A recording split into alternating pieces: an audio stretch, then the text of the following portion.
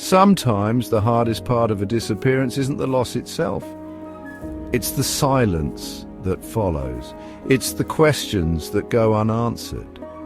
On the morning of February 4th, 2024, Samantha Murphy left her home in Ballarat, Victoria, for what was supposed to be a routine morning jog. She never came back. Samantha Murphy was 51 years old, a mother of 3, a wife and a well-loved member of her community. She lived with her family in Ballarat, a historic town in Victoria known for its gold rush legacy and sprawling landscapes. Those who knew her described her as vibrant, compassionate and deeply committed to her children. She wasn't known for taking risks or acting impulsively. Her life was structured, predictable, until that morning jog. At around 7:30 a.m, Samantha left her house dressed in her usual running gear, black leggings, a grey zip-up hoodie and a reflective vest.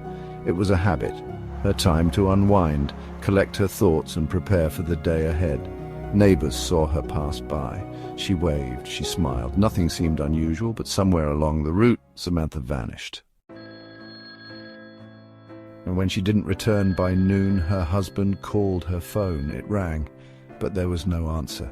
Text messages went unread. By late afternoon, local police were involved.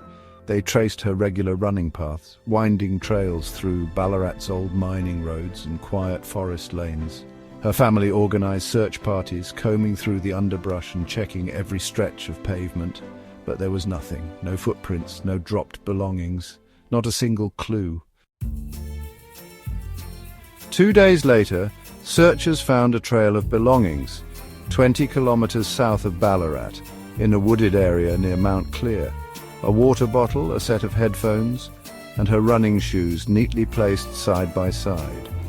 The oddity of the discovery didn't go unnoticed.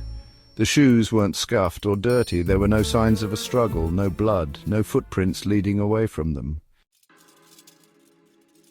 In March 2024, just 1 month after she vanished, a man was arrested and charged with her murder. Authorities kept the details of his arrest and connection to Samantha's case under wraps. But what was clear was this. Samantha's body was still missing. Forensics combed his property. They searched local lakes, abandoned structures, even drained creeks, but still, nothing. This was no longer a missing persons case. This was a murder without a body. As weeks turned to months, whispers began to spread. Stories of unusual sightings near Mount Clear. People walking their dogs spoke of hearing footsteps on empty trails. Hikers claimed they saw glimpses of a woman in grey jogging along the path, only to vanish when approached. Psychic mediums were brought in. Some claimed she was nearby, just out of sight. Others said she was still running, caught in that final loop, unable to stop. Samantha's family has not given up. Her husband holds vigils every month at the spot where her shoes were found. Her children still leave messages on her phone, texts that go unanswered but are never left unsent. Her mother, now in her late 70s, still believes Samantha is alive. "She'll find her way back to us," she said in a recent interview. "She's just lost, but she's coming back." Samantha Murphy's case remains open. The man charged with her murder is awaiting trial. But without a body, without definitive evidence, it remains a puzzle. A story without an ending.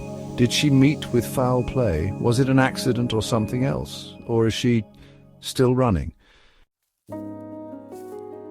Samantha Murphy was 51 years old when she vanished. If you have any information, contact the Victoria Police Department, because sometimes the hardest part of a disappearance isn't the loss.